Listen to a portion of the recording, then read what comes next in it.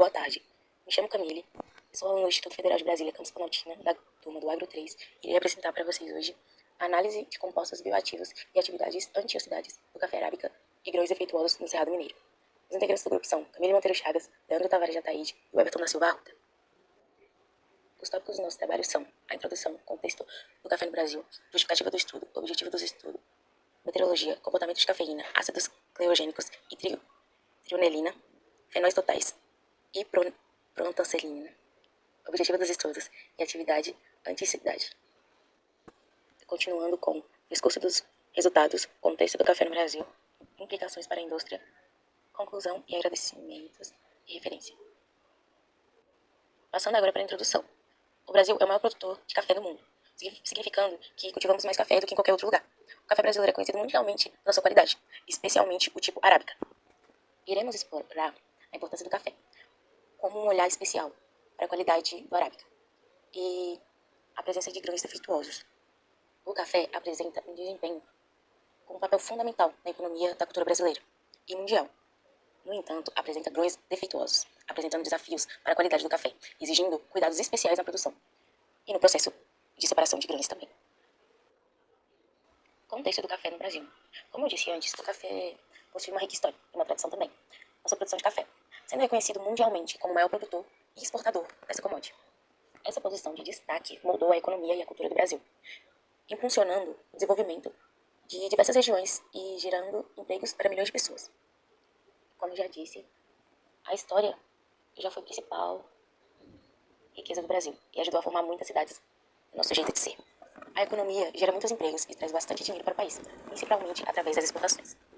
A sustentabilidade nos traz produtores em busca de forma de produzir café mais sustentáveis, cuidando principalmente do meio ambiente e das pessoas.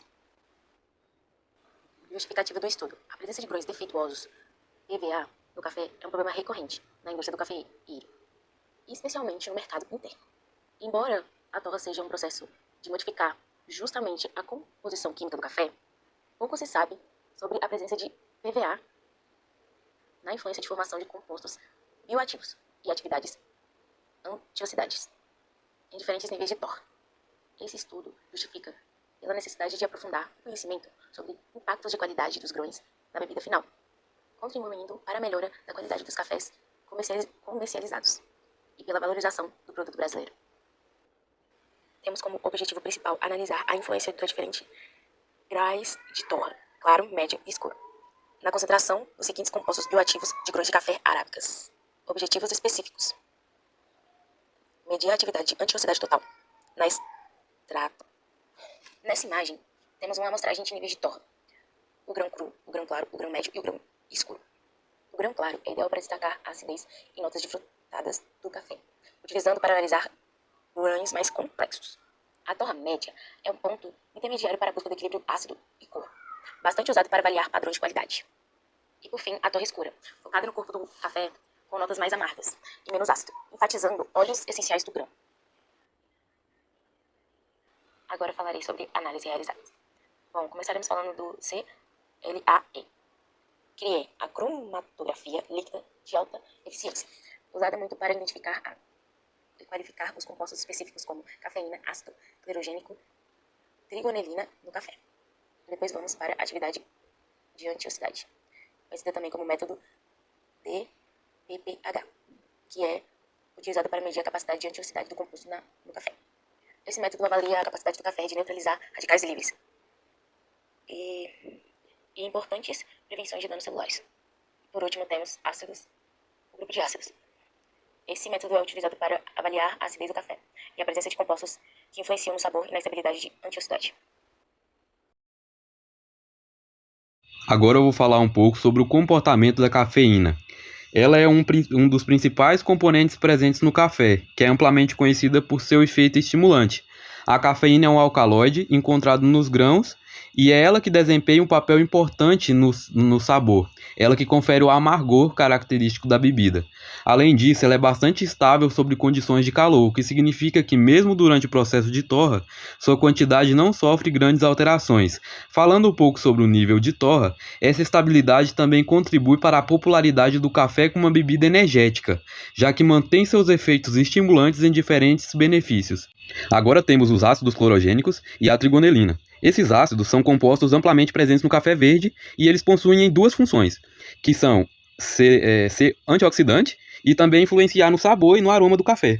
Durante o processo de torra, essas complexas transformações que afetam as características sensoriais da bebida café resultam em mudanças tanto no sabor quanto no seu perfil aromático. Já a trigonelina, outra chave, né, composta no café, é responsável por adicionar um toque diferenciado à bebida. Durante o processo de torra, ela é degradada e forma outros compostos, incluindo a niacina ou a vitamina B3, que traz benefícios para a saúde. Essas transformações da trigonelina também têm um impacto significativo no desenvolvimento do aroma característico, né, que é aquele cheirinho do café torrado, além de contribuir para o seu perfil nutricional. Além dos compostos citados anteriormente, também temos os fenóis totais e as proantocianidinas. Os fenóis totais ajudam na questão antioxidante do café e eles estão ligados também à nossa percepção de amargor. É com ele que a gente consegue perceber o amargor do café. E é por isso que agrega valor ao consumo de café no contexto de uma dieta rica em antioxidantes.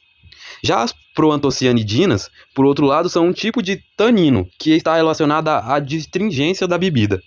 A adstringência é aquela sensação de segurança na boca que algumas bebidas, como o café e o vinho, podem causar na gente. Esses compostos são importantes não apenas para o sabor, mas também para as características físicas da bebida, influenciando na textura e na experiência sensorial ao degustar o café. Falando um pouco sobre os grupos hidroxilácidos, esses grupos são compostos encontrados no café que têm uma função bem interessante, especialmente nos grãos que passaram por algum processo de transformação ou oxidação.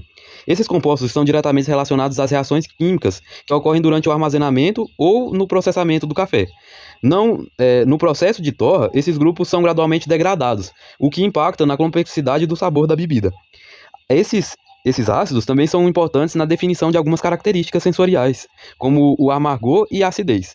Eles fazem parte de um conjunto de compostos que, ao se alterarem durante o processamento, aprimoram a formação de novos sabores e também alguns aromas diferentes, que são únicos no café torrado. Por fim, antes de passarmos, né, para os resultados e discussões, vou falar um pouco sobre as atividades antioxidantes. O café ele é conhecido por suas propriedades já antioxidantes, né? E a atividade da bebida está associada a diversos compostos presentes nos grãos, como a cafeína, os ácidos clorogênicos e as melanoidinas, como foi falado anteriormente. Esses compostos atuam neutralizando radicais livres, que são moléculas instáveis que podem danificar os processos celulares e causarem envelhecimento precoce e doenças. A presença desses antioxidantes no café faz com que ele seja considerado um aliado na promoção de uma dieta equilibrada e na proteção contra o estresse oxidativo, que está relacionado a várias condições de saúde. O processo de torra também influencia a formação de novos antioxidantes, o que torna o café uma bebida particularmente rica neste aspecto. Boa tarde, pessoal. Eu sou o Everton. Vou falar um pouco sobre os resultados de discussão. Iniciando aqui, nós temos a figura 3, que está representando os teores de cafeína determinados pelo método gravimétrico nas amostras de café e de PVA semiquantitativo, servindo assim para que possamos comparar os teores deste alcaloide nas amostras de café e de PVA. Ao analisar o gráfico, nós conseguimos entender que os resultados indicam que o café apresenta uma maior quantidade deste alcaloide, independentemente da torra. Comparando as 3 torras, não tivemos diferenças significativas. Temos aqui neste slide fenóis totais pelo método de Foley-Ciocatel. Esse método consiste em um método colorimétrico que permite determinar a concentração de compostos fenólicos em uma amostra. Esse método é baseado na reação reagente de Foley-Ciocatel e as substâncias fenólicas, que provocam uma mudança de cor da solução amarela para a azul. Aqui no gráfico, ao analisar, compreendemos que, comparando a diferença das médias de teor fenóis das torras de café e do PVA, não se tem uma diferença significativa, principalmente nas torras escuras, que são aquelas utilizadas comercialmente. Agora, falando um pouco sobre os compostos bioativos, o gráfico comparativo do teor de fenóis totais para as diferenças das amostras analisadas As amostras do café e do PVA de torra clara apresentaram teores superiores de compostos bioativos, com exceção da cafeína. Já o ácido cafeico e nicotínico não foram identificados nas condições de análise empregadas. Provavelmente deve ser porque apresentaram concentrações abaixo do limite de detecção do método, que correspondeu a 0,002 e 0,007 mg por mililitro, respectivamente. Concentração efetiva média e porcentagem de atividade oxidante. Ao observar a figura 9 do artigo científico, que trata da porcentagem de atividade antioxidante das amostras de café e PVA 100 ppm, reagindo com DPPH, dentro do tempo de reação de 40 minutos, e também a figura 10, que é a concentração efetiva média calculada para as amostras de café e PVA. Entendemos que a figura 9 apresenta a porcentagem de atividade antioxidante das amostras de aproximadamente 100 ppm de café e de PVA em 40 minutos de reação. E a figura 10 mostra a quantidade necessária de amostra para decrescer a concentração inicial de DPPH em 50%. Chegando à conclusão da nossa apresentação deste artigo científico, concluímos que os resultados obtidos nesse estudo demonstram a complexidade da matriz do café e a necessidade de métodos analíticos robustos para a quantificação precisa dos seus constituintes. E a metodologia empregada neste artigo mostrou também eficiente para a determinação dos compostos em estudo. Porém, a identificação dos compostos responsáveis pela diferença na atividade antioxidante entre o café e o PVA ainda requer investigações mais profundas, possivelmente utilizando técnicas cromatográficas acopladas e espectrometria de massas. Agradecemos a atenção e também agradecemos ao professor Agrinaldo pela ministração das 3 químicas do nosso curso e nos vemos em breve.